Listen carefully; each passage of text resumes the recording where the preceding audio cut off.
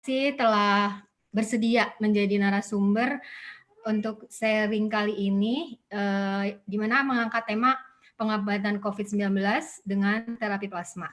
Terima kasih kepada semua partisipan. Pertama-tama saya akan membacakan dulu kurikulum vitae dari Dokter Monik ini, yang mengejutkan saya ketika di forward CV-nya 21 halaman, guys. 21 halaman, tapi tidak mungkin saya bacakan semua. Jadi intinya beliau ini mempunyai 7 gelar. Saya bacanya aja takut karena gelarnya ada 7. Di flyer ada ya, teman-teman. Nggak usah dibaca, panggil aja Dokmo lah. Oke, panggil Dokmo saja karena gelarnya sangat panjang. Saya juga takut bacanya, takut salah.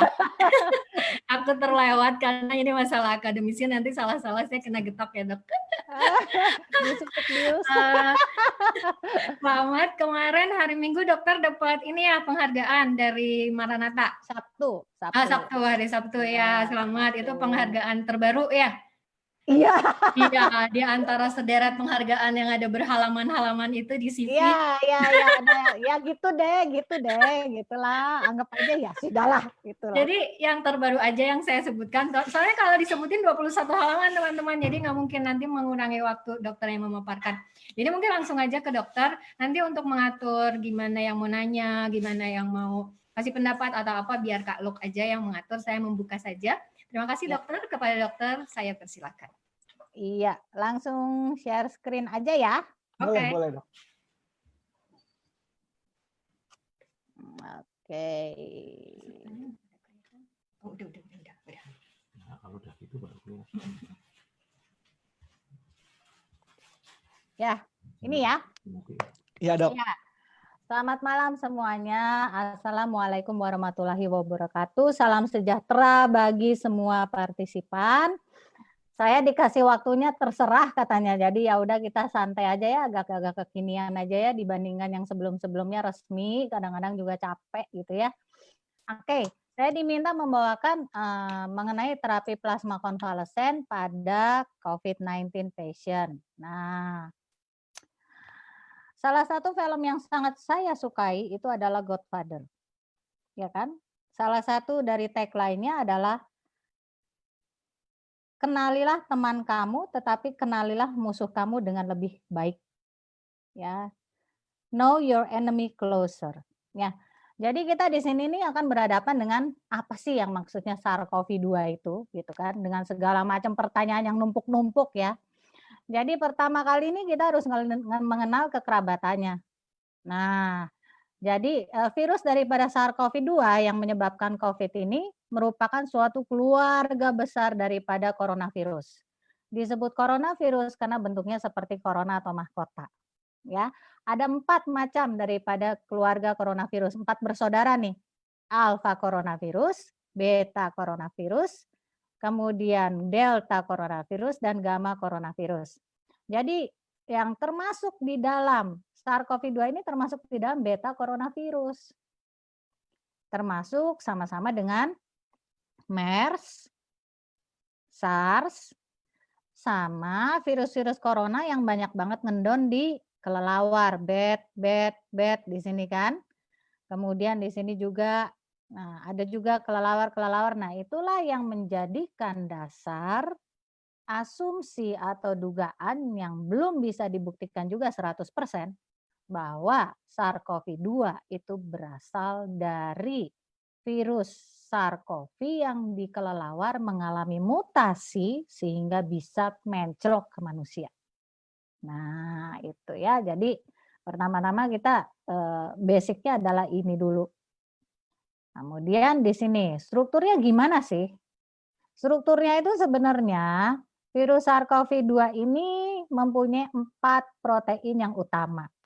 Ya, pertama yaitu protein S atau spike protein.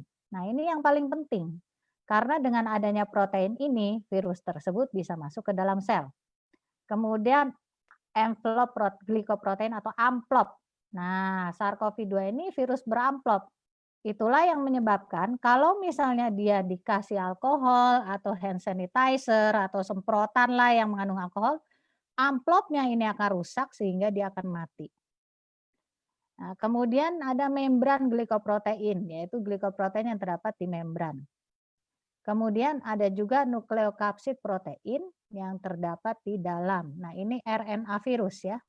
Jadi dia itu RNA virus sama dengan HIV, sama dengan virus-virus RNA yang lain, ya kan? Nah, ingat-ingat 4 daerah itu ya. Siklus hidup daripada SARS-CoV-2 ini saya sekilas aja. Nanti kalau mendetail nanti semuanya pada ngambek, udah nggak enak, pusing gitu ya, pulang aja gitu kan. Nah, di sini SARS-CoV-2 itu mempunyai tadi kan ingat kan protein spike. Protein spike ini merupakan protein yang menempel pada reseptor S2. ACE2 ya kan. ACE2 kemudian menyebabkan virus itu bisa masuk ke dalam. Plung, masuk ke dalam sel-sel pernafasan. Jadi reseptor ini tuh khususnya tuh terdapat di reseptor sel-sel pernafasan walaupun sel-sel lain juga ada yang punya gitu kan. Setelah masuk karena dia virus RNA, maka dia tidak masuk ke dalam sel melainkan di sitoplasma aja. Dia kemudian meminjam perlengkapan fotokopi daripada sel untuk memperbanyak diri. Dan akhirnya banyaklah, bisa puluhan bahkan ratusan di dalam sel. Setelah cukup nih jumlahnya, dia akan keluar dari sel. Keluarnya virus yang banyak dari sel itu menyebabkan dinding sel itu pecah dan akhirnya selnya mati. Nah, jadi itu. Nah, ini nih yang sering diributin orang. Sebenarnya virus ini buatan atau apa gitu ya, konspirasi gitu ya. Kalau kita sering nonton science fiction langsung aja kusak-kusuk konspirasi atau segala apapun, saya banyak sekali ditanya orang-orang. Virus ini man-made atau bukan sih, Dok? Atau virus ini sebenarnya mutasi atau enggak sih, Dok? Seberapa cepat virus ini bermutasi? Seberapa besar koefisiennya untuk menulari orang lain? Kita lihat di sini. Ini adalah perbandingan antara virus SARS dengan virus SARS-CoV-2 atau yang menyebabkan COVID-19 dengan virus MERS. Nah, kita ingat ya tadi daerah 4 itu ya. Spike protein, envelope protein, membran protein, nukleokapsid protein. Kalau misalnya kita bandingkan dengan MERS, virus COVID ini hanya miripnya sedikit, kurang lebih 55% lah homogenitas dari RNA-nya. Tapi kalau misalnya kita bandingkan dengan SARS-CoV-1 atau SARS-CoV atau SARS, dia tuh mirip banget. Ini S-nya di sini, E-nya sama di sini, E-nya ada di sini. Kalau kita lihat yang B ini dihilangin aja, udah jadi SARS-CoV-2. Ya kan? Mirip. Jadi kemiripannya tuh 88%. Itulah yang menyebabkan kenapa penata laksanaan virus SARS-CoV-2 atau COVID-19 saat ini itu banyak yang berdasarkan penata laksanaan virus SARS. Demikian pula vaksinnya. Ya. Jadi ini nih yang menyebabkan banyak orang ngarang-ngarang cerita atau apa gitu ya. Kalau saya ditanya, saya jawabnya gini, apakah penting bagi kalian mengetahui virus itu man-made atau berasal dari mutasi? Karena hal itu sebenarnya pada saat ini udah nggak relevan lagi. Karena itu adalah masa lalu, the past is the past. Yang harus kita lakukan sekarang adalah fight bagaimana menurunkan angka kematian dan kecacatan, mortalitas dan morbiditas yang disebabkan oleh virus ini. Bukannya meributkan virus ini asalnya dari mana, bukan. Tapi pada saat ini di negara ini yang perlu kita lakukan adalah berusaha mengatasi dan menurunkan angka mortalitas dan morbiditas. Kalau orang bertanya, Dok Mo, apakah angka positif itu bisa dihilangkan? Menurut saya tidak akan pernah bisa.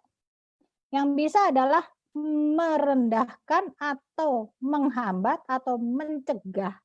Walaupun tidak bisa 100%, angka positif pertambahannya itu yang dicegah atau dikurangi atau dihambat. Karena apa? Karena koefisien penularan dari virus ini adalah 2,2 sampai 2,6. Jadi, satu orang yang terinfeksi bisa menginfeksi 2-3 orang yang berada di sekitarnya. Dengan catatan adalah transmisinya droplet. Sampai saat ini itu belum jelas sebenarnya droplet atau airborne. Ada yang bilang airborne ribut, panik segala macam. Apa sih bedanya droplet dengan airborne? Itu sebenarnya hanya dibatasi oleh ukurannya. Kalau misalnya 5 mikron ke bawah itu udah masuk airborne. Kalau droplet itu di atas itu. Tetapi pada saat kita berbicara kalau percikan droplet kita terpecah menjadi 5 mikron atau kurang, itu otomatis menjadi airborne. Makanya kadang-kadang penyakit yang disebut penularannya droplet or airborne. Nah, di sini nih yang harus kita perhatikan baik-baik, ya kan? Oke. Sekarang klasifikasi imunitas yang merupakan dasar dari terapi plasma. Nah, ini nih imunitas kita atau kekebalan kita dibedakan innate yang sudah ada di dalam tubuh kita. Tentara yang sudah kita miliki sejak kita lahir. Kemudian acquire yaitu yang didapat. Yang didapat itu bisa didapatkan secara alamiah atau secara buatan. Yang secara alamiah itu bisa aktif atau pasif. Nah, aktif yang alamiah ini misalnya kita kena flu, kita kena cacar misalnya. Kebal secara alamiah tapi aktif. Kalau yang pasif alamiah adalah dari ibu ke anak. Nah, kalau yang buatan itu ada aktif, pasif juga. Aktif itu apa? Vaksin aktif. Yang kita sebut vaksinasi itu merupakan kekebalan yang didapat secara aktif. Jadi tubuh kita dikasih virus yang sudah dilemahkan atau dimatikan, kemudian virus tersebut merangsang timbulnya antibodi di dalam tubuh kita. Nah, kalau misalnya artificial pasif itu imunisasi pasif, itulah terapi plasma. Ya. Jadi ya kalau rakyat bilang misalnya orang awam bilang vaksinasi pasif ya. Asal kita mengerti bahwa sebutannya yang lebih tepat adalah imunisasi pasif. Tetapi kita juga tidak bisa harus imunisasi pasif gitu karena kadang-kadang orang awam mengenalnya vaksin pasif. Ya kan, tidak bisa menyalahkan walaupun kita tahu istilahnya itu yang lebih pas untuk medis adalah imunisasi pasif. Nah ini nih kalau ribut-ribut rapid test ya kita tahu nih kalau misalnya kekebalan kita secara kekebalan kita tuh ada sel, ada humoral ya. Jadi ini adalah kekebalan humoral yang dihasilkan oleh sel-sel humoral.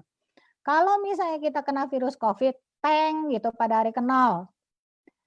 Yang timbul terlebih dahulu adalah imunoglobulin M atau IgM. Ini sebenarnya pasukan gerak cepat, jumlahnya sedikit, tapi cepat timbulnya. Dia itu akan naik sampai tertinggi itu 7 sampai ke 14, hari ke-7 sampai ke 14, minggu pertama, minggu kedua. Ya kan? 7 hari di sini. Kemudian dia akan menurun sampai setelah sebulan dia habis. Ya. Kemudian di sini, dia kemudian akan disusul pada hari ke-7 timbullah imunoglobulin G, IgG. Inilah yang menjadi dasar dari terapi plasma, konvalesen atau TPK. Di mana imunoglobulin G ini adalah timbulnya lebih lambat, tapi tentaranya jumlahnya besar sekali. Dan kuat, bertahan lama. Dia akan berada di dalam kadar tinggi secara stabil itu 4 bulan. Kalau tidak ada pemaparan atau pertemuan lagi dengan virus yang sama, maka imunoglobulin G atau antibodi ini akan turun pelan-pelan sampai akhirnya tidak bisa dideteksi dalam tahun kedua atau ketiga. Kita lihat di sini. Saya ada tambahan di sini bonus nih. Biasanya saya nggak ngejelasin. Jadi dikasih bonus. Dok, gimana caranya interpretasi dari rapid test? Kan biasanya sampai berkelahi tuh. Satu bilang positif, hamil. Satu bilang negatif, tidak hamil, ya kan? Gimana caranya? Kita lihat di sini. Kita kalau misalnya ngelihat rapid test itu ada kontrol kan C. Ada IgM, ada IgG. Ya kan di bawah kan ada garisnya. Dokter, kalau IgM-nya kontrol pasti ada positif kan, ada garisnya gitu kan. Tapi di sini, dokter, kalau misalnya IgM-nya positif, IgG-nya negatif, artinya apa? Artinya dia baru kena. Minggu pertama dia kena. Atau awal baru kena COVID. Dokter, kalau misalnya IgM-nya positif, IgG-nya positif, apa artinya? Berarti dia ada di tengah-tengah antara minggu ke-14 sampai minggu kedua sampai ketiga atau keempat. Seperti ini nih daerahnya. Karena di sini IgM ada, IgG ada. Nah, Dok, kalau IgG-nya aja yang positif, IgM-nya negatif, dia udah lewat di sini. Minggu ke-4. Biasanya kalau hasil pemeriksaan IgG positif, IgM negatif, udah deh saya cuma senyum-senyum aja, calon donor plasma. Ya, gitu kan. Jadi itu ya. Jadi kalau IgM positif, IgG negatif, dia baru kena. IgM positif, IgG positif, dia ada di masa pertengahan minggu ketiga sampai minggu keempat. Ya, atau minggu kedua sampai minggu keempat lah. Di sini kan 14 sampai 28. Ingat-ingat aja. Ya kan, minggu ketiga, keempat atau 2, ketiga, sekitar gitu, 2, 3, 4. Kalau IgG saja yang positif, dia itu udah lebih dari 4 minggu. Kemungkinan. Ya, tapi ini adalah range ya, range. Karena kita nggak bisa memastikan ini di sini yang IgM saja. Ini adalah IgM dan IgG, dan di sini adalah IgG. Ya, jadi kalau sekarang udah dapat rapid test, udah ngerti ya, oh ternyata saya ada tahapnya di mana. Ya, jadi nggak berkelahi lagi sama yang mungkin malah bisa ngajarin yang ngetes. Salah ini kamu ini. Saya nih dapat dikasih tahu dari Dokmo nih begini gitu. Ya, gitu. Nah, dasar daripada terapi plasma konvalesen adalah pemberian plasma dari orang yang sembuh dari COVID-19, plasmanya yang mengandung antibodi itu diberikan kepada orang yang masih sakit. Supaya antibodi di dalam plasma itu ngebantu antibodi orang yang masih sakit itu, yang antibodinya kurang. Ada juga sih yang menyebutkan Arturo Casadeva, pelopor terapi plasma di luar negeri itu di Amerika bilang dia bisa profilaksis. Dan ini memang seharusnya yang kita lakukan gitu. Terutama untuk golongan tenaga medis, golongan komorbid, bisa dikasih plasma untuk profilaksis atau pencegahan atau proteksi. Tapi ya bagaimana orang sebagai kuratif aja, sebagai terapi aja masih ribut kanan kiri, apalagi mau maju jadi profilaksis, ya kan? Jadi ya sudahlah kita bergerak di sini aja dulu, terapi aja dulu. Nah, sebagai akademisi, pasti kita tanya nih, Dokmo dasarnya tuh dari mana? Terapi plasma ini sebenarnya sudah dilakukan 100 tahun yang lalu pada flu Spanyol 1918 sampai 1925. Itu penelitiannya ada dan hasilnya itu tercatat dengan baik. Ya kan? Dan memang nyata-nyata kalau diberikan pada 2 hari pertama atau 3 hari pertama, within 72 hours pada saat terjadinya flu Spanyol, dia dapat menurunkan angka kematian. Kalau udah lewat itu, paru-parunya udah keburu teler, keburu rusak, agak susah ngangkatnya. Terus dia juga udah pernah digunakan kepada pasien SARS dan juga pasien Ebola. Bahkan WHO sendiri nih yang bikin nih penata laksanaannya untuk pasien Ebola. Ya. Jadi kalau WHO sekarang ribut-ribut terapi plasma, bla bla bla itu mereka kayak ngingkarin dirinya sendiri. Orang dulunya juga mereka bikin sendiri, kok sekarang kok ribut gitu kan. Ya kan? Nah, kemudian di sini adalah tulisan-tulisan mengenai terapi plasma dari Arturo Casadevall dan kemudian kita beranjak ke serial kasus. Ada 5 pasien yang sangat kritis yang diberikan terapi plasma. Ini adalah laporan dari Cina. Dan hasilnya adalah dari kelima pasien tersebut dikasih plasma itu sembuh. Jadi disimpulkannya begini, dalam artikel ini, dalam kelima kasus ini angka keberhasilannya 100% dari artikel ini, dari referensi ini. Ya. Kemudian referensi kedua tuh serial kasus pada 10 pasien. 10 pasien Yang teler-teler gitu kan udah berat ya, severe COVID-19 patient, dikasih plasma, kemudian dilihat reaksinya dan ternyata sembuh. Jadi pada artikel ini keberhasilannya 100%. Jadi hati-hati, pada artikel ini keberhasilannya 100%. Nah, ini lagi nih, waktu artikel ini keluar, tuh ribut tuh teman-teman saya. Jadi gimana dong terapi plasma itu nggak efektif, bla bla bla bla. Saya cuma bilang, kita ini sebagai bangsa Indonesia harus belajar membaca isi, bukan membaca judul. Coba kebayang nggak? Yang paling kita senengin tuh judul-judul yang clickbait. Seorang nenek menikah dengan laki-laki 17 tahun. Itu pasti langsung dibaca, pembacanya pasti banyak itu. Aneh itu. Tapi kalau misalnya untuk membaca referensi ilmiah, mau dibaca 100 kali nggak inget-inget. Saya heran itu. Murid-murid saya juga sama kayak gitu. Kalau misalnya baca gosip gitu ya, bisa cepet. Tapi kalau dikasih tugas baca literatur, kayaknya sebulan kagak beres-beres, padahal cuma 8 halaman. Ya kan? Nah, ini adalah sebenarnya effect of convalescent plasma therapy on time to clinical improvement in patient. Ya, ceritanya nih pada referensi ini penelitiannya dihentikan karena apa? Karena tidak terdapat perbedaan waktu rawat. Bukan kesembuhan, waktu rawat. Lah ya gimana ada perbedaannya?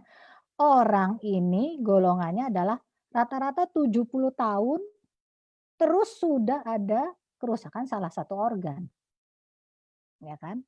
Tetapi kalau kita lihat lagi ke bawah, di sini ada hasil yang penting. Herannya kalau di sini tuh yang penting itu diumpetin, yang nggak penting itu yang ditonjolin. Aneh juga, ya kan? Padahal ini yang penting. Nah, di sini nih dikatakan bahwa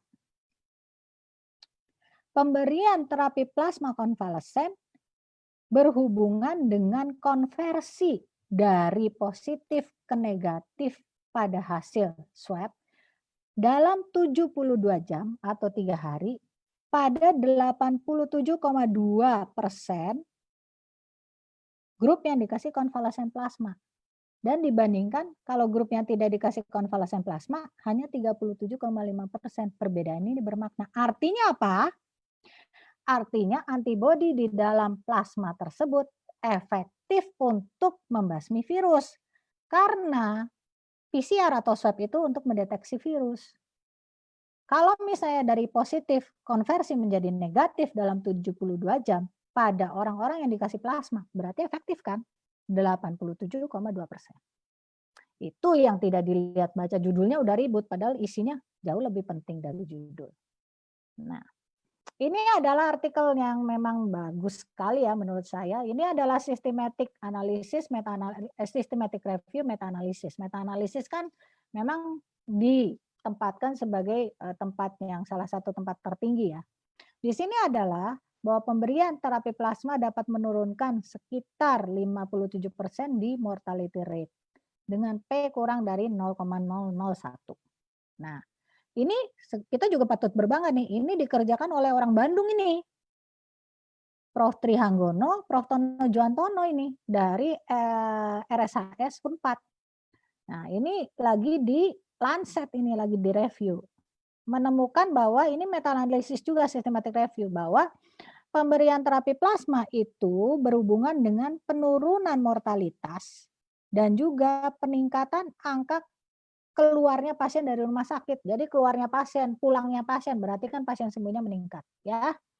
Nah terus ini nih yang bikin gara-gara nih FDA approval, terus sudah itu ada yang nyangkal, ada yang ribut, ada yang berkelahi, ada yang apa. Tapi sebenarnya basically FDA approval yang dilakukan atau diputuskan pada tanggal 23 Agustus itu menyetujui penggunaan terapi plasma dalam hubungannya dengan life saving atau emergency.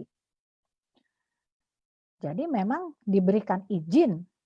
Kalau misalnya kita ngelihat pasien udah cengap-cengap, waduh kayaknya ini ada pasiennya ada DM, ada hipertensi, ini cengap-cengap, kalau misalnya nggak dikasih plasma, kemungkinan dia di ventilator, kemudian terjadi badai sitokin, keburu mati, ya kita kasih plasma. Dan itu di ACC.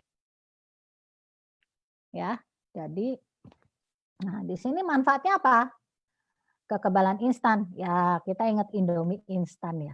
Walaupun sebenarnya tidak ada yang instan di dunia ini. Indomie aja perlu waktu 3 menit untuk membuatnya. So, ya instan dalam tanda kutip. Jadi kekebalan instan tuh gimana sih dok? Ya kita mendapat antibodi yang udah jadi disumbang. Gimana prosesnya? Persis seperti transfusi darah. Biayanya lebih terjangkau. Sekarang saya ditanya, dok, kira-kira biayanya berapa sih satu bagnya? Saya juga tidak tahu pasti ya, karena selama saya bawa terapi plasma ini, saya tidak mau bersentuhan dengan uang karena tujuan saya untuk menolong. Tetapi informasi yang masuk ke saya adalah sekitar 1,5 sampai 2,5. Dan kalau diberikan pada awal, dia biasanya rata-rata hanya membutuhkan 1-2 kantong. Jadi totally only 5 million. Jadi hanya 5 juta dibandingkan yang lain gitu ya, misalnya ventilator berhari-hari dan sebagainya, ya itu pasti jauh lebih mahal. Ya kan? Kemudian ini juga yang diributin nih, efek sampingnya gimana sih dok? Kadang-kadang saya sedih loh. Kita itu terlalu meributkan hal yang sebenarnya kalau diperhitungkan dari risk and benefit, itu benefitnya jauh lebih besar daripada risknya. Kalau kita mikir, kita tidur aja besok paginya bisa jatuh dari ranjang kan? Kadang-kadang jalan aja bisa kepelitek, bisa jatuh kan? Setiap pilihan tuh pasti ada resikonya. Cuma bagaimana kita menyikapi resikonya dan bagaimana insidensi dari resikonya itu yang penting. Insidensi daripada reaksi alergi itu 1:5.000. Dari 5.000 orang yang dikasih plasma, ada 1 yang menderita reaksi alergi. Oke, gimana sih dok keamanan TPK? Pokoknya saya pengen tahu nih. Nah ini ada penelitian oleh Mayo Clinic, Early Safety Indicator of COVID-19 Convalescent Plasma in 5,000 patient. Nah, jadi di sini adalah bahwa reaksi alerginya itu ada kurang dari 1%. Kemudian dilanjutin lagi nih penasaran, sampai 20.000 pasien. Tetap aja reaksi transfusinya kurang dari 1%. Dan di sini disimpulkan aman. Jadi waktu saya bawa ini, kemudian saya beradu argumentasi dengan segala macam orang, dan kemudian pada saat saya bawa ini ke pemerintah, pada saat ini keamanannya sudah tidak pernah dipertanyakan lagi. Kadang-kadang masih ada yang mempertanyakan efektivitasnya, tapi karena memang semua sudah dijalani, dan secara penelitian boleh melakukan penelitian, otonomi pasien juga sudah jalan, ya semuanya bisa dijalani dengan baik. Ya kan? Kriteria calon donornya apa? PCR positif. Udah PCR positif, kenapa harus PCR ya? Supaya memastikan bahwa dia benar-benar virus COVID, bukan virus cinta. Jadi PCR-nya harus positif gitu. Benar dia kena COVID, bukan kena virus yang lain. Virus cinta atau virus akhir bulan di mana kantongnya kering, nah itu kan, itu biasanya itu yang lebih parah daripada PCR positif COVID ya. Kemudian 14 hari bebas gejala dan 2 kali PCR negatif. Nah, untuk donor wani ini urusan yang nomor 4 sama 5 tuh urusan di rumah sakit, bukan urusan sebagai donor. Ya kita cuma kasih plasma kita, nanti rumah sakit yang mengurus atau PMI yang mengurus. Nah, ini apa nih yang nomor 4 itu untuk meminimalisasi reaksi alergi pada paru-paru. Yang tadi yang berat, ya kan? Dan ini nomor 5 bila mungkin kadar antibodinya sekitar sekian, ya kan? Nah, ini ada perubahan mendasar pada indikasi pasien. Dulu pada saat awal, indikasinya adalah berat dan kritis. Tapi sekarang pasien yang sedang aja sudah bisa dikasih plasma. Jadi pasien yang batuk, demam, sesak napasnya itu barusan lebih dari 20 kali per menit. Karena frekuensi napas kita secara normal itu 16-20. Kalau lebih dari 20, kita harus sudah lampu kuning. Jangan didiemin aja, kayaknya biasa lah, gini, tahu-tahu plak, mati aja. Terus akhirnya OTG, mati mendadak karena COVID. Sebenarnya tidak ada OTG mati mendadak karena COVID. Orang tanpa gejala tidak ada yang mati mendadak karena COVID. Kalau misalnya dia meninggal karena COVID, dia pasti bergejala. Ada pasien yang bilang, "Dok, ini kan saudara saya itu OTG, tiba-tiba dia meninggal." Terus saya tanya, "Gejalanya apa?" "Sesak napas." Lah itu bukan OTG dong kalau ada gejalanya gitu kan, saya sampai speechless. Bukan OTG. Pada saat dia punya batuk, pada saat dia punya demam, pada saat dia punya sesak, itu sudah bergejala. Bukan OTG lagi. Nah, kemudian kadang-kadang saya suka mesen nih, udahlah kita beli saturasi aja. Kadang-kadang ada juga, waduh dok, saturasi mahal harganya. Ya udah, kita lihat dari sesak napas. Kalau napasnya nggak enak aja, jangan nunggu sampai sesak kayak udah mau kecekek gitu berusaha nyari rumah sakit. Jangan. Jangan sistem kebut semalam diterapkan pada COVID. Kalau sistem kebut semalam, besok masih bisa dapat bagus ujiannya. Kalau sistem kebut semalam ini diterapkan pada COVID, besok ya hasilnya meninggal nanti. Ya kan? Jadi di sini kalau misalnya napasnya udah batuk, demam, mulai nggak enak napasnya, udah langsung itu ke rumah sakit. Ya kan? Dan kalau misalnya mengerti, minta terapi plasma. Ya. Gitu. Kalau orang-orang yang bisa beli saturasi, saturasinya batasnya itu 92. Jadi kalau udah 93, itu udah bahaya. Langsung ke rumah sakit. Dan ini COVID berat. COVID berat sesak napas, frekuensi napasnya 30 kali lebih per menit. Ya. Nah, kalau misalnya COVID kritis gimana? Ya gagal napas, udah nggak bisa napas, dia harus pakai ventilator atau alat bantu napas. Nggak bisa nggak. Dan biasanya kalau udah kayak gini, sudah ada gagal organ. Nah ini, kadang-kadang saya ya keki, ya sedih, ya kesel gitu ya. Kalau ada orang yang nanti aja tunggu sampai kritis baru dapat terapi plasma, what? Gitu kan. Karena prinsipnya adalah antibodi di dalam plasma tersebut untuk menghilangkan virusnya, bukan untuk memperbaiki atau menyembuhkan kerusakan organ yang sudah terjadi. Ini banyak sekali entah tenaga medis, entah orang awam yang nanti aja kalau udah kritis barusan nyari plasma. Salah. Sejak awal harusnya sudah di plasma. Karena pasien itu di plasma, kalau yang udah kritis, virusnya bisa hilang. Tapi kerusakan organnya tetap ada. Misalnya gini, dok ibu saya udah di ICU. Iya, saya cuma bilang iya aja sembari ngelus dada. Iya. Terus, ya soalnya baru sesaknya kemarin, udah masuk ICU. Don't believe that. Terus saya tanya, demamnya kapan? Udah dari 2 minggu yang lalu. Oke. Kemudian, batuknya kapan? Sudah dari 2 minggu yang lalu. Oke. Sesak napasnya, ya sebenarnya sih mengeluhnya sudah lebih dari seminggu yang lalu. Nah, terus kenapa bisa bilang sesaknya baru kemarin, terus sekarang udah diintubasi? Nggak bisa. Pasti ada prosesnya gitu loh. Jadi kalau misalnya udah sampai diintubasi lebih dari 7 hari atau bahkan 10 hari, udah apalagi saya baru ada juga konsultasi, dok ini ibu saya udah henti jantung, diresusitasi. Ya berarti jantungnya udah ada gangguan. Apakah plasma bisa menyembuhkan gangguan yang sudah terjadi pada jantung? Tidak bisa. Antibodinya di dalam plasma hanya menghilangkan virusnya, bukan menyembuhkan jantung yang udah rusak jadi baik lagi. Bukan. Atau misalnya kadang-kadang orang kita itu kadang-kadang terlalu, ya maksudnya terlalu bersemangat gitu ya. Pokoknya kalau udah dikasih plasma besoknya bangun lari-lari, ya enggak juga sih. Kalau kayak gitu saya sebagai dokter ICU takut, ngeri bener. Pasien udah mau meninggal terus dikasih plasma terus besoknya lari, yang lari itu pasiennya atau yang mana gitu kan. Nggak mungkin gitu kan. Nah seperti itu ya. Jadi hal yang harus diperhatikan supaya terapi plasma memberikan efektivitas yang maksimal. Ini agak rumit, tapi saya akan berusaha menjelaskan dengan bahasa yang sederhana. Ya, kita ingat aja kalau misalnya biru itu adalah OTG atau gejala ringan. Merah itu adalah gejala berat atau kritis yang udah cengap-cengap mau mati. Ya kan? Kemudian di sini kita lihat, kalau ini adalah virus, jumlah virusnya nih, di sini jumlah virusnya. Kita lihat di sini. Kalau pada yang ringan, dia itu mampu menghilangkan virusnya pada 2 minggu pertama. Makanya kenapa isolasinya 14 hari. Ya kan? Ini hari keberapa nih? 13. Virusnya sudah sedikit. Tapi kalau pada yang berat dan kritis, virusnya malah makin lama makin banyak. Kenapa? Karena antibodinya tidak mencukupi untuk menghilangkan virusnya. Nah, sekarang baru ting. Oh, gitu toh.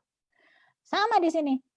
Pada yang ringan atau OTG, virus tuh udah hilang pada hari ke-15, yang birunya nggak ada. Pada yang berat, makin lama makin banyak tuh kelihatan makin jelas. Sampai hari ke-25. Kita lihat di sini. Nah, ini yang kadang-kadang orang itu lupa. Ya. Pada 100% yang positif, itu 30% tanpa gejala, itu 55% itu ringan atau sedang, itu 10% itu berat, dan 5% itu kritis. Jadi kalau ada 1000 orang yang positif, yang perlu perawatan di rumah sakit itu berapa? 10-15%. 100-150 orang. Sisanya bisa jadi menyumbangkan plasma untuk mengcover daripada 150 orang itu tadi. Bisa lebih. Tapi harus ada persiapan. Makanya saya bawa plasma ini 6 bulan yang lalu, mestinya cukup dilakukan untuk menabung plasma. Betul? Tapi sayangnya tidak dilakukan. Ya sudah, yang sudah berlalu, berlalu. Sekarang, waktu saya dengan Menristek kemarin, beliau tanya, apa usulan Dokter Monik? Ya, menabung plasma, Pak. Bikin bank plasma bank. Karena di Eropa udah banyak banknya, di Amerika juga ada. Kenapa di sini enggak gitu? Why? Gitu. Ya, tapi ya sudahlah, pokoknya sekarang mereka lagi sibuk nyari plasma. Ya, itu. Ya, better late than never. Oke. Di sini dapat kita lihat bahwa kadar antibodinya umumnya pada yang tanpa gejala dan gejala ringan atau sedang itu banyak jumlahnya. Sedangkan pada yang kritis sama berat itu sedikit. Jadi subsidi silang dari sini kasih ke sini. Ya. Nah, di sini juga harus penting sekali. Karena banyak sekali yang sudah meninggal, keluarganya protes, pembungkusnya dibuka. Jadilah klaster keluarga. Kalau pada penyintas atau survivor, di virus itu, pelepasan virus itu akan sampai hari ke-20. Kemudian setelah itu virusnya hilang. Karena kekebalan tubuh kita. Tapi kalau misalnya non-survivor, virus itu akan tetap ada sampai dia mati. Jadi kalau pada jenazah baru meninggal, terus diwak-wak sama keluarganya, selesailah itu pasti kena. Iya kan, itu yang ribut udah dibungkus rapi, wah udah terus nangis, ditangisin, ditempelin, diapain, selesai itu. Pasti keluarga bisa kena semua. Karena apa? Karena dia itu virus itu ada sampai dia meninggal.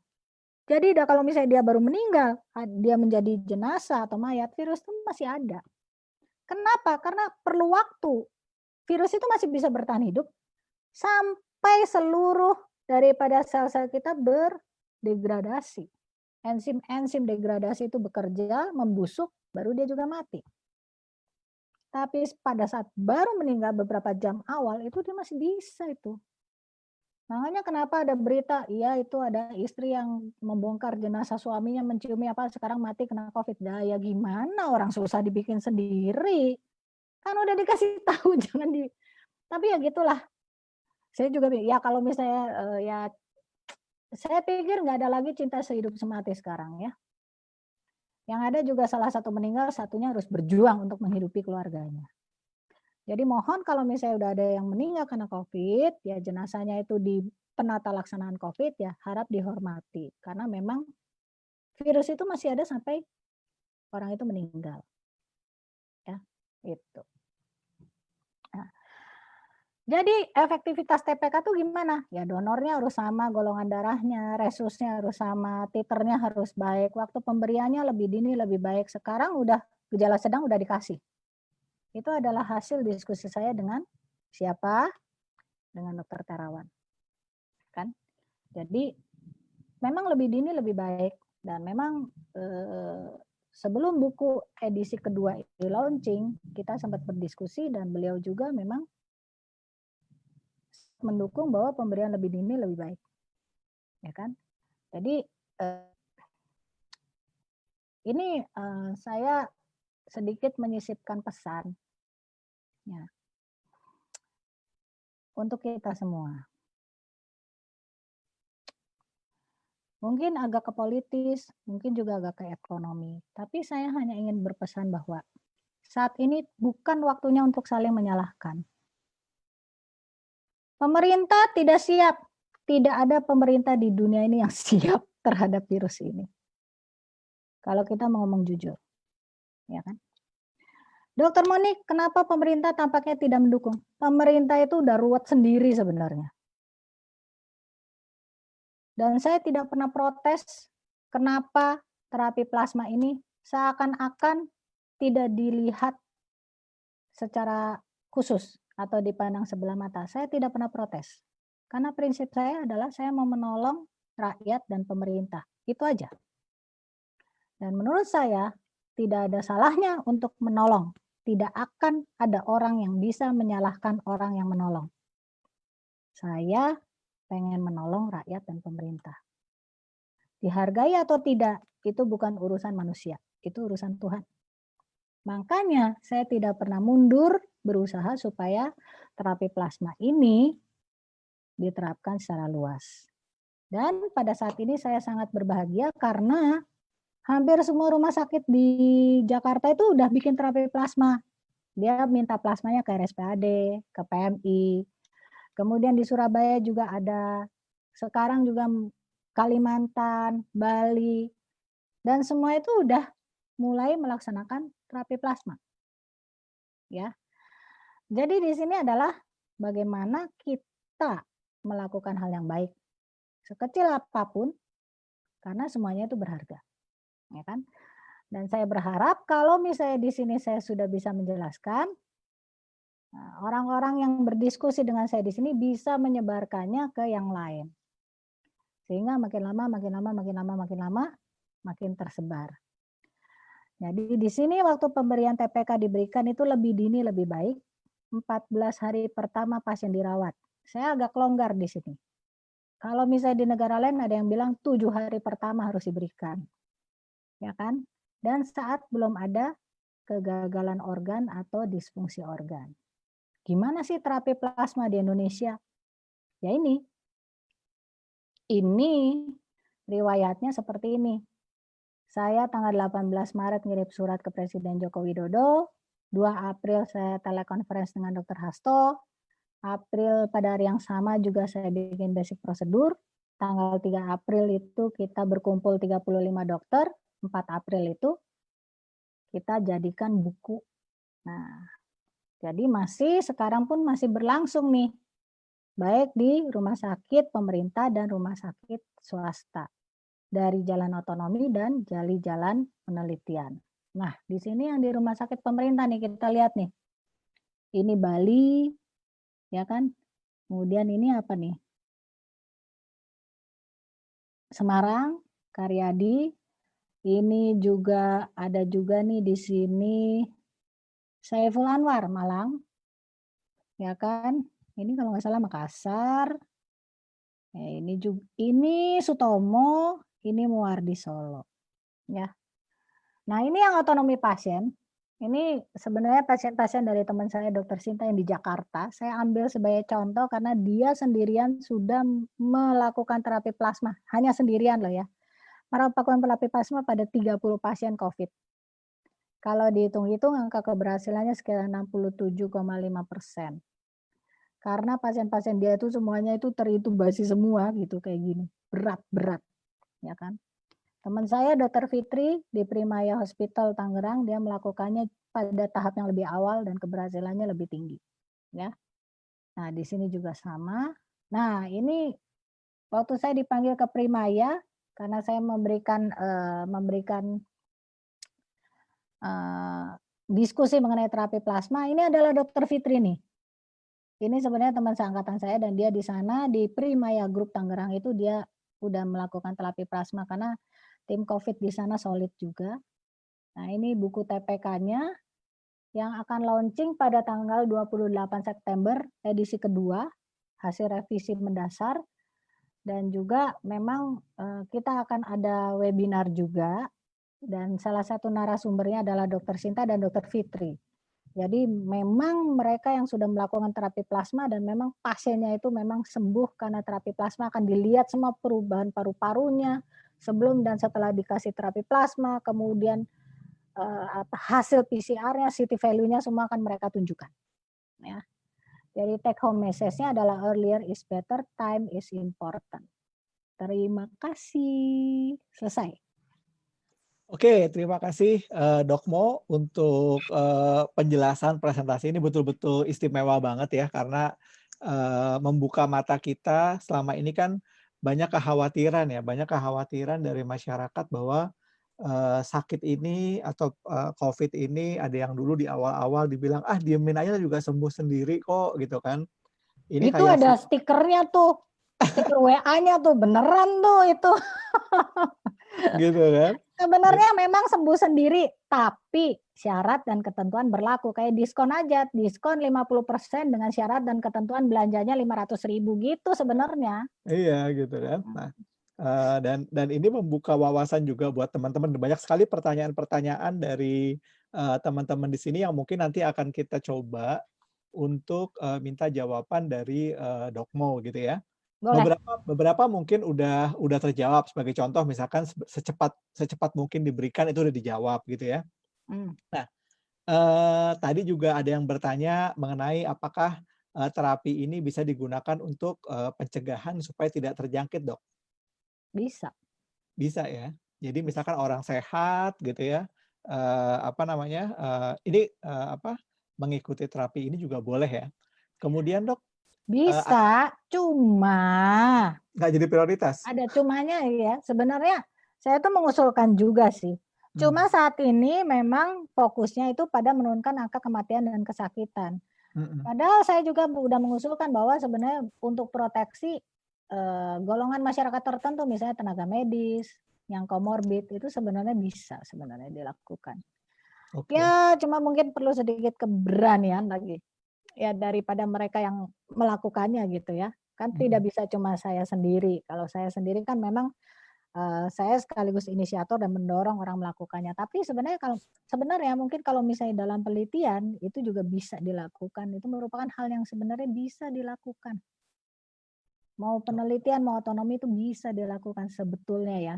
Tapi memang saat ini memang untuk memberikan terapi plasma pada kondisi sedang aja, sebagai hasil perjuangan kita, saya dan tim selama ini juga, itu merupakan suatu kemajuan.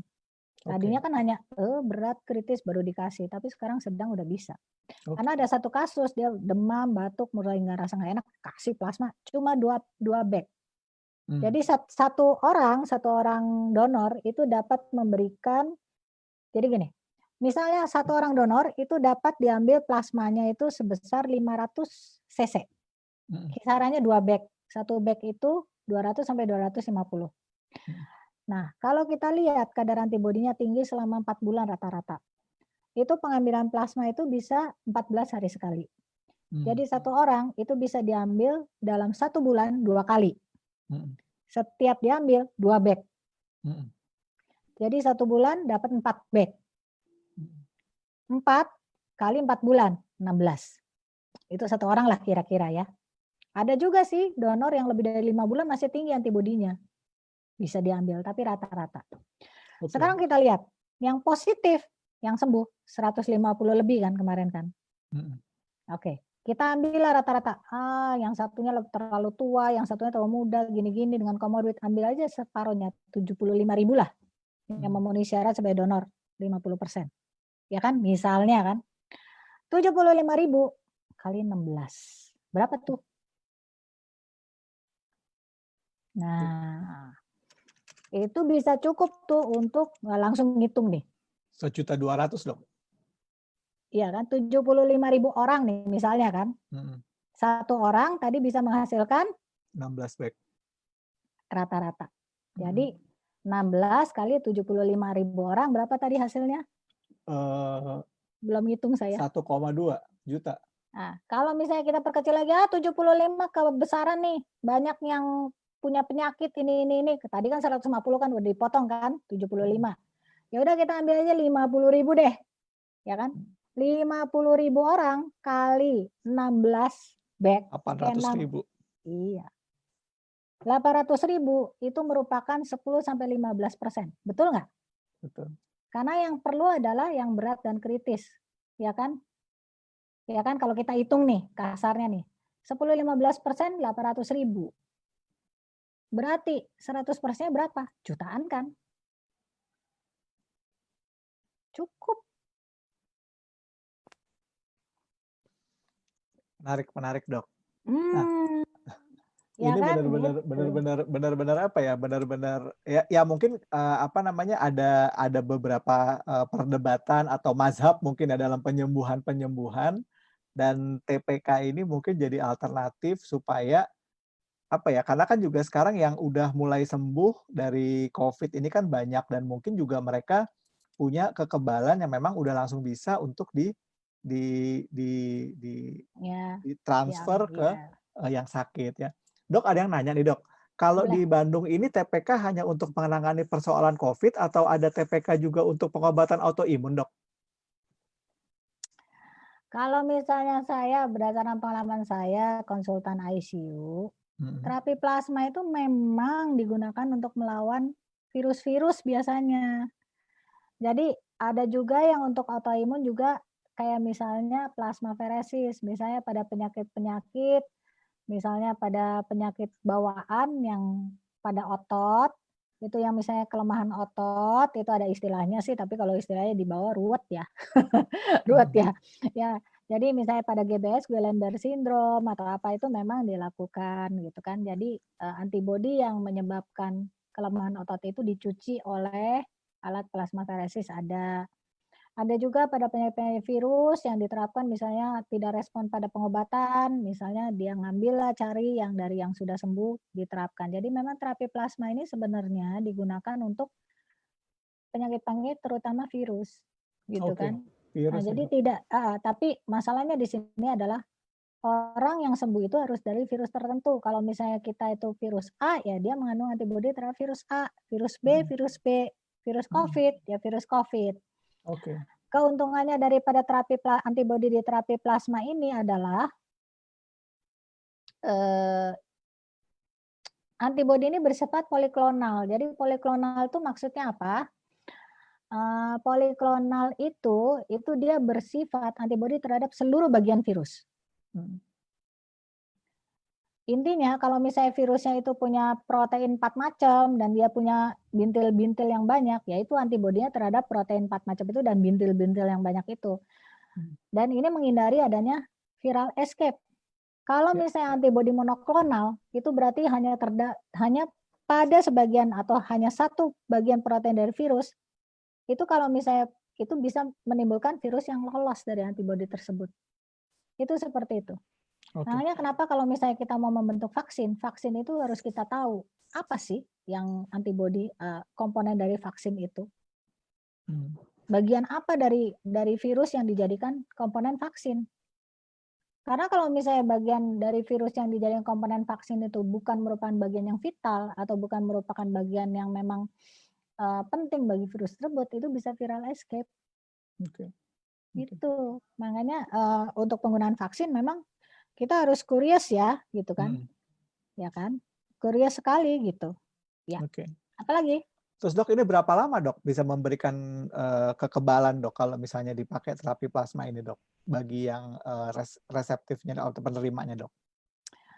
Ada penelitian ya yang berdasarkan dari SARS itu 1-4 bulan bertahannya range-nya. Hmm. Kalau misalnya kita ambil range terjauh ya, walaupun kita harus diadakan penelitian juga. Range terjauh misalnya vaksin, misalnya siapnya Januari kan, dibilangnya kan. Mhm. Terus dari sini bulan September kan, Oktober, November, Desember, Januari. If ya kan, if. Jadi mungkin orang yang sekarang dikasih terapi plasma dia akan bisa mencapai kekebalan tuh sampai Desember. Mhm. Dan kemudian Januari dia bisa divaksin. If Hmm. vaksinnya itu jadi pada Januari. Dan Oke. bila vaksinnya itu lolos dari fase ketiga dengan menghasilkan, nah ini di sini yang a little bit tricky, ya kan?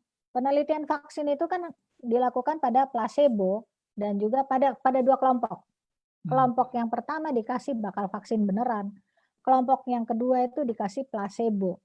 Yaitu apa? Yaitu di dalam misalnya kita di dalam sepetnya yang bakal vaksin itu cairan putih. Di placebo itu kita juga pakai sepet yang isinya cairan putih. Dan pemberian itu mana yang vaksin dan mana yang placebo tidak diketahui oleh penerima dan juga pemberi. Dok, ini dok, pertanyaan terbanyak adalah biaya ya. Karena kemarin begitu saya posting flyer itu udah mulai 1,5 sampai 2,5 juta. Itu karena kemarin begitu saya posting flyer tuh langsung ada yang japri baik di IG maupun di WhatsApp karena saya bikin di story WhatsApp yang bilang 200 sampai 400 juta. Oh iya, ntar aku naik. Enggak lah. Waduh, saya mah mendingan ditabung atau buat dagang. Makanya rumors di luaran itu nggak murah loh, itu ratusan juta loh kayak gitu. Nah ini kan langsung itu kalau IVIG ya, intravenous immunoglobulin ya. Intravenous immunoglobulin itu sebenarnya IVIG itu adalah kekebalan tubuh normal gitu, tapi tidak spesifik terhadap COVID. Yang spesifik terhadap COVID-19 itu adalah antibodi dalam plasma dan harganya per bag itu 1,5 sampai 2,5 juta.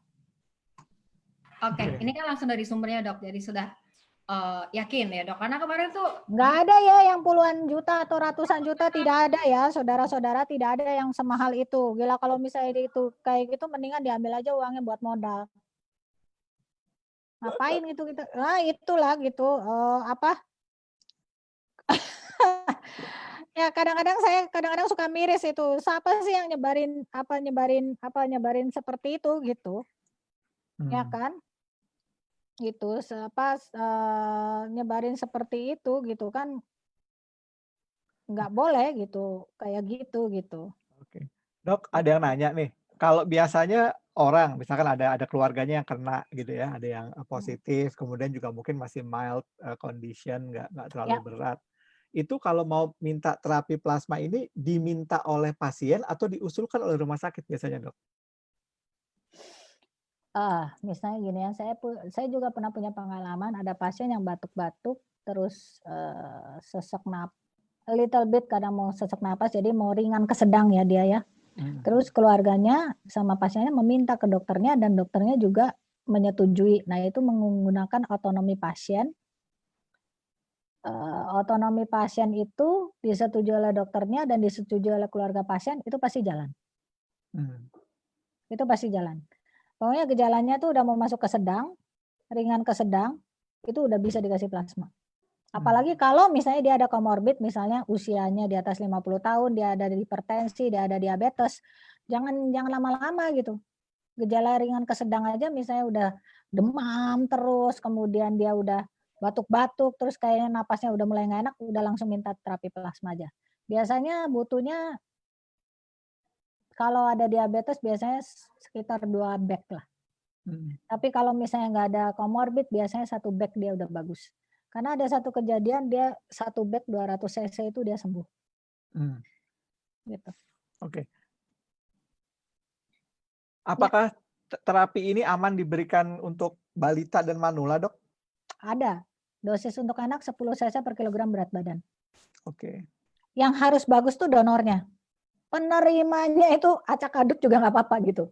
Maksudnya karena gini, prinsipnya adalah kita menghilangkan virus. Jadi misalnya kadang-kadang ada orang yang bilang badai sitokin gitu kan.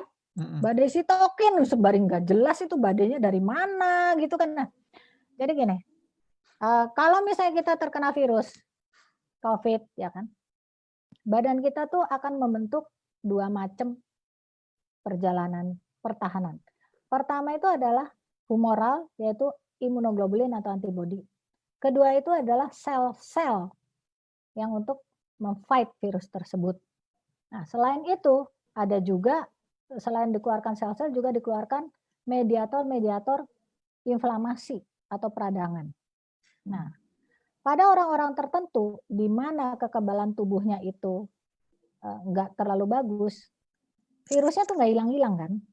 Nah, virus yang nggak hilang-hilang ini menyebabkan mediator-mediator inflamasi itu yang peradangan itu makin tubuh tuh makin kok ini nggak hilang-hilang gitu. Kayak susupan, misalnya kita ada susupan ini nggak hilang-hilang, ditarik-tarik, virusnya nggak hilang-hilang. Sampai akhirnya reaksi pertahanan tubuh itu berlebihan sehingga merusak organ-organ tubuh itu sendiri. Itu yang disebut badai sitokin. Jadi, kalau misalnya ada orang yang bilang, ngapain terapi plasma gitu, nanti takutnya badai sitokinnya lebih berat. Salah juga. Karena terapi plasma itu antibodinya menghilangkan virusnya. Badai sitokin disebabkan oleh virus yang tidak bisa dihilangkan oleh tubuh. Virusnya dihilangkan, badai sitokinnya mereda. Tetapi untuk menghilangkan mediator-mediator inflamasi yang sudah dihasilkan, itu diperlukan adanya penekan inflamasi. Yang diributin adalah Actemra atau kortikosteroid. Jadi terapinya harus kombinasi. Oke, Dok. Ini kan sekarang untuk pemberian terapi ini, itu apakah sudah bisa dilakukan secara, maksudnya kan sekarang kan penyebaran COVID ini udah nggak cuma di kota-kota besar, tapi juga sampai di seluruh Nusantara, Dok ya. Itu apakah memang tenaga-tenaga medis di daerah-daerah juga sudah mulai tahu bagaimana memberikan terapi ini, atau memang sudah ada hub-hub untuk rumah sakit mana yang bisa melayani ini, Dok? Sebenarnya rumah sakit provinsi dan PMI provinsi itu bisa mengumpulkan plasma. Kalau misalnya ada di daerah-daerah, itu bisa dikirim. Karena ada satu pasien yang di Jakarta, dia punya waktu itu golongan darah AB atau apalah, pokoknya pas habis, dia minta dapatnya dari PMI Sidoarjo di Jawa Timur. Dan itu bisa dikirim dan dia sembuh. Nah, itulah makanya kenapa saya menyarankan nabung plasma. Karena plasma ini bisa ditransfer dan bisa disimpan. Kalau suhu 2-6 derajat Celcius, itu bisa tahan 40 hari. Kalau di suhu negatif, itu bisa tahan 1 tahun. Oke. Nah, itu sebenarnya. Jadi kuncinya di sini adalah harus ada tabungan plasma. Data-data dari donor di tiap rumah sakit itu harusnya dikumpulkan dan donor itu dipanggil. Jadi edukasi sebagaimanapun atau bagaimanapun supaya donor itu mau ngambil plasmanya gitu, mau diambil plasmanya gitu. Oke. Itu yang penting di sini, data, database atau data besarnya dari donor yang harus ada. Dan saya rasa rumah sakit pasti punya. Orang bisa kehitung di Jakarta aja kan bisa kehitung yang positif berapa. Yang sembuh berapa, Dok ya? Iya, yang sembuh berapa gitu kan. Bahkan yang Karena bisa jadi donor kan ya, Dok? bisa. Pokoknya yang sudah terinfeksi itu bisa jadi donor gitu aja ya, Dok. Walaupun Yang terinfeksi, yang tadinya positif, kemudian 14 hari isolasi dan kemudian PCR 2 kali negatif, itu bisa jadi donor sebenarnya. Gitu. Oke. Apalagi Jadi terapi ini bisa untuk orang kan tadi dokter udah sampaikan bahwa usia berapapun boleh. Jadi ada pertanyaan iya, ini, ada yang penerima yang 80 tahun lebih itu sembuh.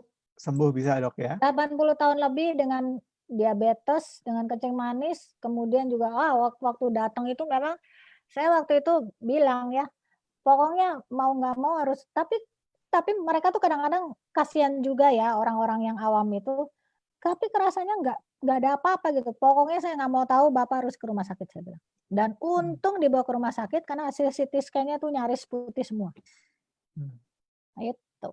Kalau tadi menurut dokter angka keberhasilannya 67,5% berarti sangat. Itu Dokter Sinta. Dokter Sinta tadi ya. Dokter Sinta. Tapi kalau misalnya berdasarkan meta-analisis menurunkan angka kematian sekitar 57%. Ingat, 57%. angka kematian diturunkan 57%. Oke.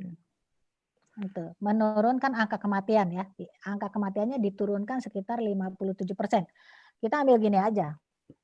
Misalnya angka kematian diturunkan 57%, kita ambillah kira-kira 50% ya. Gitu kan. Misalnya angka kematiannya 500, diturunkan sekitar 50%. Ya berarti angka kematiannya jadi 250 gitu. Oke. Ya, itu pengertiannya. Oke. Kan sekarang di masyarakat banyak berita tentang kenapa banyak misalnya orang-orang yang tadi kan dokter sempat bilang, enggak kok ini keluarga saya tiba-tiba mendadak meninggal padahal nggak ada gejala. Ada istilah happy hypoxia. Itu apa sih, Dok? Tanggapan dokter apa tentang happy hypoxia ini, Dok? Ya, jadi kayak happy hypoxia ya. Itu merupakan suatu keadaan di mana orang itu sebenarnya sudah saturasinya kurang dari batas normal saturasi itu 96 sampai 100%. Saturasi itu yang paling rendah itu 0 kalau orang udah mati. Kalau orang sehat itu pokoknya maksimal itu 100. Range-nya orang sehat itu 96 sampai 100. Kadang-kadang kalau kita tidur dalam bisa turun dari 96 tapi tidak pernah lebih rendah dari 93. Ya kan?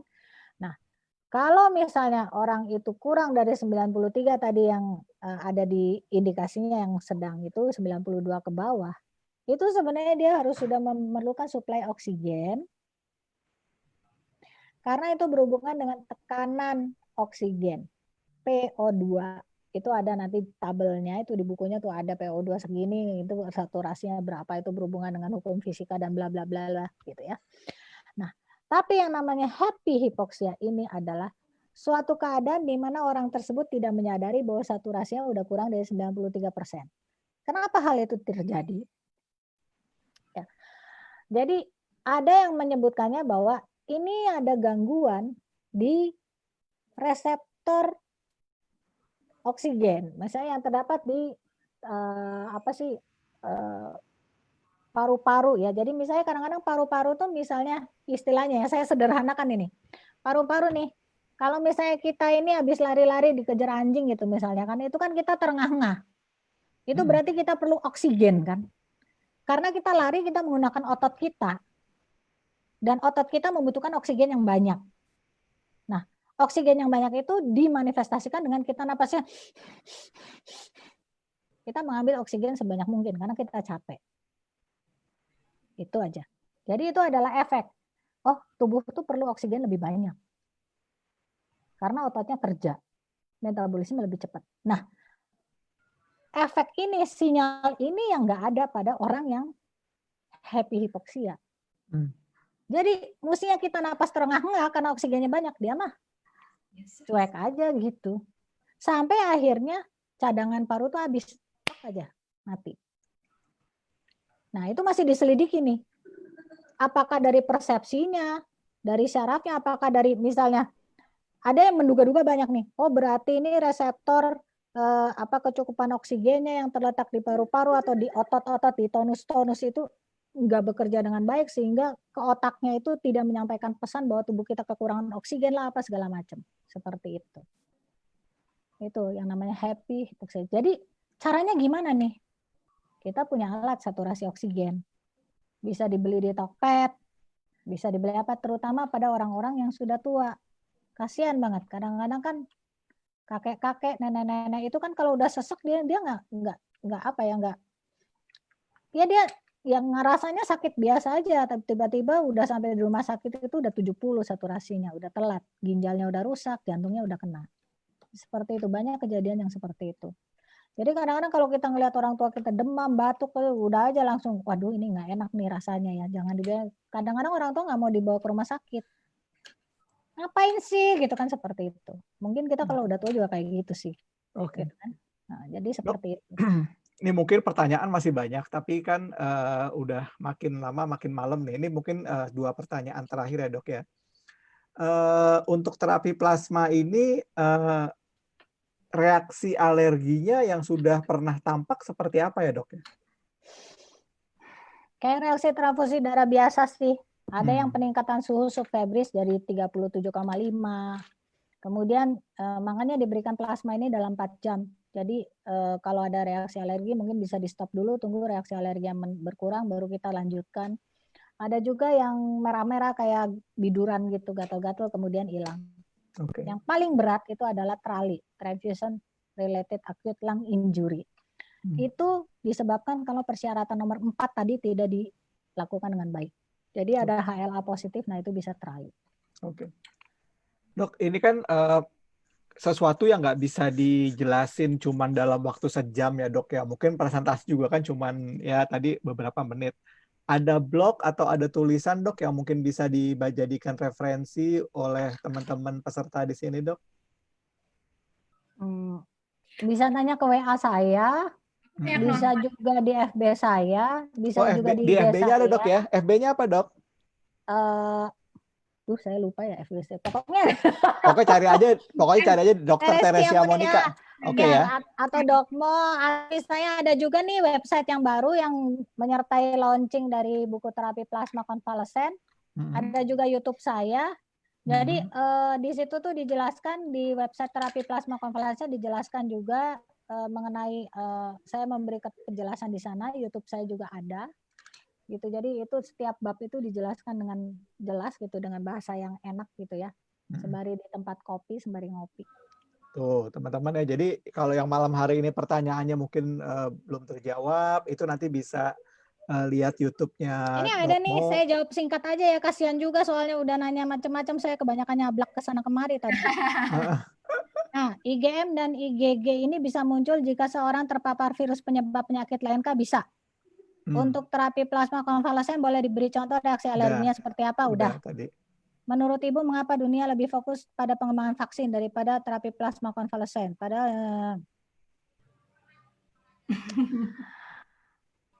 Saya kalau misalnya jawab secara jujur di sini bisa diangkut ke kantor polisi kali ya. Iya dok, jangan dok. Nanti kita ikut diangkut juga. Ikut diangkut juga. Jadi ini mau mendingan japri aja ya Bu ya. Kemudian mohon enggak, semua pertanyaannya masuk akal. Biaya berapa, sinyalnya biarpet. Wah udah. Apalagi nih pertanyaannya? Ada yang lain? Ya udah, biaya tadi udah. Kemudian juga sebelum webinar ini karena saya juga sangat sedikit pengetahuan tentang terapi plasma ini, saya udah banyak nonton YouTube-nya Dr. Dokmo. Jadi ada sedikit gambaran. Jadi buat teman-teman yang mungkin masih penasaran, di sini belum terjawab semua, Dokmo banyak ada di YouTube. Terus kalau misalnya mau follow, mau friend, ada IG-nya Teresia Monica Raharjo, saya udah berteman. Asik. Ini udah untuk profilaksis perlu berapa kali transfusi? Cukup 1 kali. Untuk donor yang punya antibodi paling banyak itu ada pembeda umur apa gender? Enggak ada. Kemudian apakah ada list rumah sakit yang menerima terapi plasma? Tadi sudah disebutkan kalau untuk di Jakarta Rumah Sakit Pertamina Jaya, Rumah Sakit Rajak, Rumah Sakit Mayapada, dan Rumah Sakit Primaya, dan rumah sakit lainnya juga udah bisa. Bagaimana pendapat dokter terkait dengan isolasi mandiri di rumah terhadap pasien yang positif? Boleh-boleh aja sih. Kecuali kalau pasiennya bandel mungkin harus diisolasi, dikontrol ya. Tapi kalau pasiennya baik-baik aja nurut ya nggak apa-apa. Apakah saya boleh memperoleh dan memiliki file presentasi dari Dokmo? Boleh. Rumah sakit mana saja sudah. Nah ini ada yang penting ya, nggak apa-apa ya. Jika orang tersebut telah sembuh dari COVID, berapa bulan kemudian apa COVID bisa serang? Bisa. Itu namanya adalah itu adalah bukan reaktivasi ya, jadi reinfeksi. Misalnya ada seseorang udah kena, ini seperti kalau kita kena flu berulang kali sebenarnya. Ya kan? Misalnya ada seseorang yang kena COVID, kemudian dia nggak jaga diri, dugem lah apalah, daya tahan tubuh menurun, dia bisa kena lagi. Ya kan? Kemudian apa lagi? Jika memang nantinya vaksin sudah ditemukan, apakah lebih diutamakan TPK atau vaksin? Saya punya perumpamaan begini. TPK itu istri tua. Vaksin itu istri muda. Kalau misalnya vaksin belum ditemukan, itu orang pastinya larinya ke istri tua kalau udah susah. Kalau udah ada istri muda, itu istri tua pasti ditinggalin. Gitu ya, Dok? Itu. Tapi sebenarnya kalau menurut saya, vaksin itu tidak perlu dipertentangkan dengan TPK. Karena terapi plasma itu terutama untuk menyembuhkan pasien yang sakit atau pasien yang sudah kena COVID. Kalau vaksin itu mencegah supaya tidak kena COVID. Nah, itu tadi penjelasannya udah ada ya. Tadi placebo sama dengan itu bla bla bla. Kalau penjelasan lebih ini lagi, nah bisa.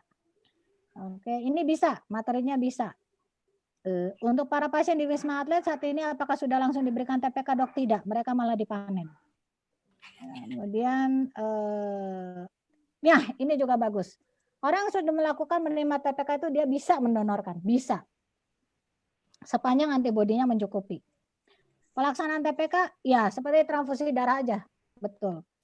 Hanya beda bahan transfusinya, pinter juga ini. Apakah Wisma Atlet ya enggak itu ya tadi yang dipanen. Di Bandung praktek wow.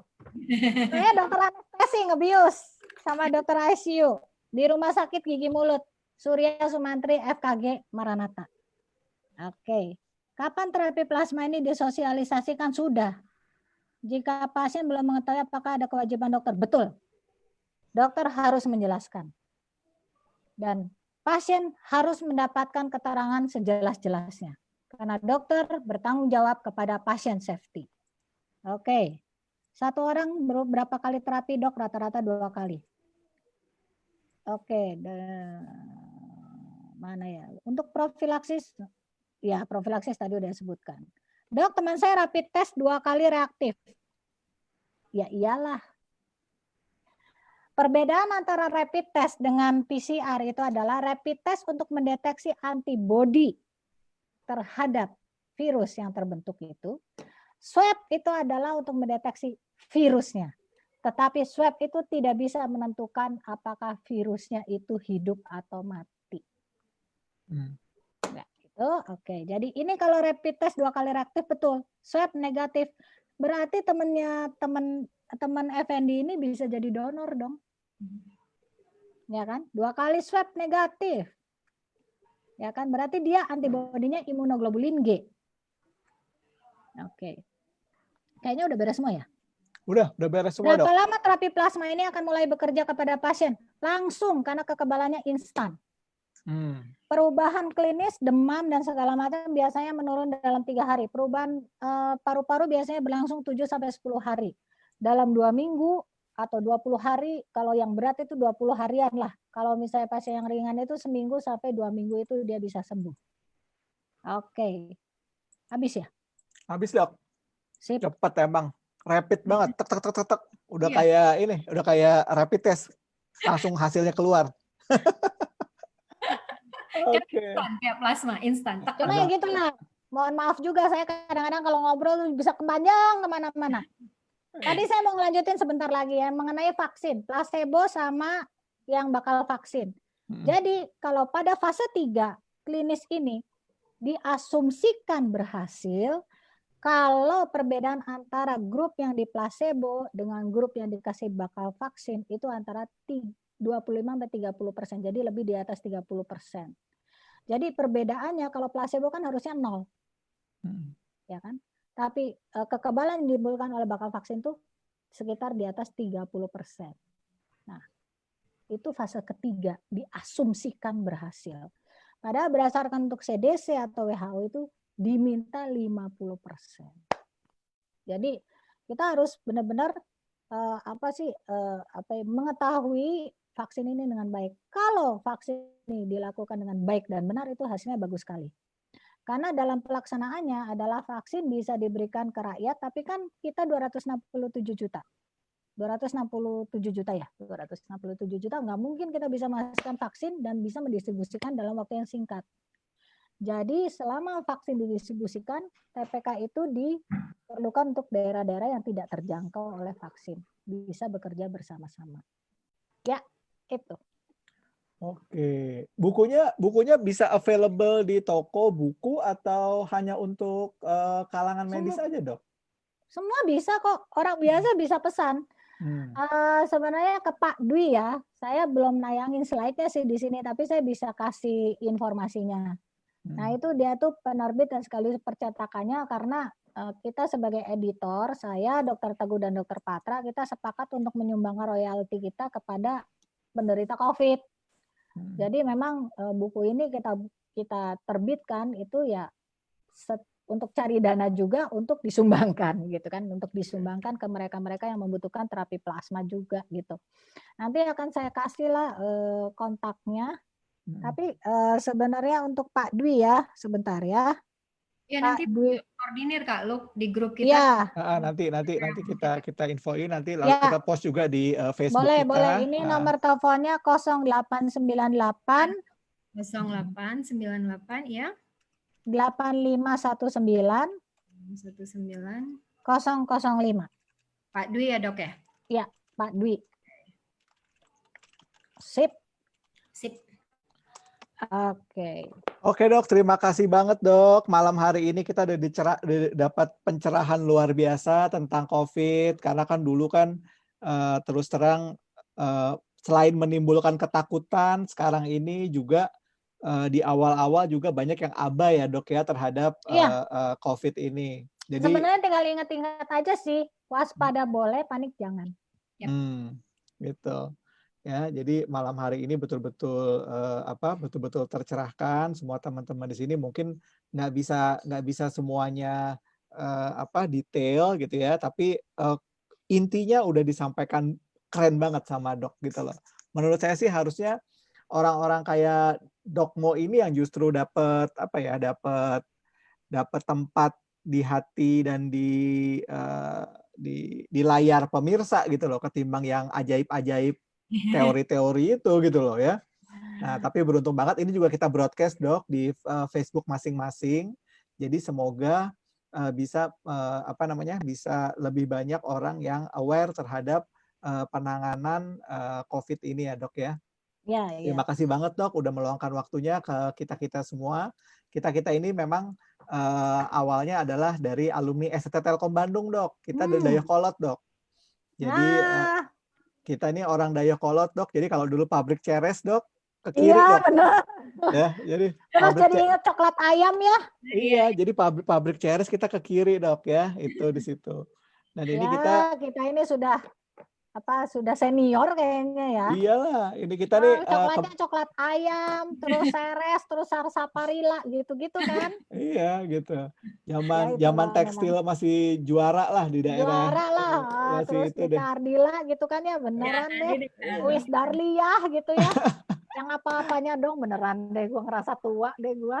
Enggak lah, kita justru bersyukur Dok gitu loh, bersyukur karena pernah mengalami masa-masa itu. Kalau yang Bener, itu umur-umur sekarang, membahagiakan loh. iya umur-umur sekarang nggak inget itu lagu-lagu Jenika Ardila kan. Ya tapi benar, saya merasa bersyukur karena kita tuh mengalami masa di mana kita itu ditempa tidak menyerah ya. Ya kalau sekarang tuh semuanya kan in your hand gitu. Kalau misalnya ada hambatan sedikit, sinyal sedikit aja, kayak anak saya aja udah, ini gimana sih, terus udah aja gitu. Tapi dulu kan kita untuk mencari sesuatu kita harus keluar dan mencari. Kalau anak zaman sekarang barangnya datang gitu. Jadi fighting spiritnya biasanya kurang. Iya, zaman dulu nih Dok, teman-teman kita yang ikutan ini di kelompok kita ini kebanyakan dulu generasi wartel Dok. Iyalah, wartel lah, terus yang telepon koin nggak sih? Gitu. Terus kalau misalnya lagi PDKT tuh suka ngirimin lagu di radio, iya nggak sih? Iya. Terus kalau pacarnya udah agak mendingan, agak kayaan dikit Dok, kasih pager Dok. Benar. Ini jadinya ngobrol kemana-mana nih. Jadi tadi beneran ya pas dokter nanya, saya dikasih waktu berapa? Bebas Dok. Dan terima kasih banyak cara dokter menjelaskan tuh bisa dimengerti untuk orang seperti saya yang belajar S1 aja susah gitu, gelarnya nggak 7 gitu kayak dokter kan. Jadi saya menganggap gelar itu bonus sih, karena saya tuh suka baca gitu. Hobinya itu agak aneh, suka baca saya. Saya bahkan sempat belajar bahasa Arab sampai Iqra 4. Tapi udah itu guru saya nggak tahu kemana gitu. Jadi kayaknya saya mesti ngelanjutin lagi. Terus sekarang lagi belajar bahasa Portugis, terus sudah berhenti juga gitu. Parah banget kan ya, maksudnya karena bukan parahnya karena saya senangnya baca, senangnya belajar gitu. Jadi ada perpustakaan kecil di rumah. Tapi hobi lain itu adalah saya barista. Dan saya suka traveling, suka wisata kuliner. Jadi pasti hidup saya muter-muternya di situ aja selain ngebius sama di ICU. Dokter, tadi ada pertanyaan, kalau misalnya ingin tanya secara pribadi, bisa boleh aja. Boleh aja. Kasih aja nomor telepon saya. Oke. Yang nanya dari saya itu dari Sabang sampai Merauke, kadang-kadang itu mandi aja juga susah. Oke, kalau saya menganggap itu amal ibadah ya. Kalau udah ada izin dari dokter kan kita berani untuk share gitu Dok. Ya kasih aja, asal jangan nanya, dok, saya mau ngejodohin anak saya sama anak dokter, nggak akan diterima. Maksudnya bukan yang nanya ke saya, tolong yang menyangkut terapi plasma, jangan yang lain. Atau misalnya saya mau ngutang gitu, jangan. Atau saya mau ngasih pinjaman, jangan yang ya pokoknya yang medis-medis aja ya, terapi plasma ya. Jangan yang lain deh, please. Soalnya banyak juga yang iseng nanyain saya udah nikah belum, jangan lah. Anaknya udah dokter. Saya nggak berminat untuk nambah suami. Dokter, Oke. Bercanda, dari bercanda ya, segitu just banyak joking. penjelasan yang nempel di sini tuh tadi perumpamaan istri tua dan istri muda itu. Jadi itu emang analogi yang bagus banget, mudah banget gitu ngingetnya. Oke, kalau menurut aku udah cukup, Ya. sudah malam juga. Monggo kalau misalnya mau ditutup atau gimana dokter? Udah langsung LC tutup aja. Udah gitu. aja langsung aja langsung. Tutup aja langsung kita dadah dulu. Terima kasih Dok Mo ya. Thank you, Terima thank kasih you. semuanya. Terima kasih semuanya. Thank you Assalamualaikum semua. warahmatullahi wabarakatuh. Waalaikumsalam Bye. warahmatullahi wabarakatuh. Bye bye.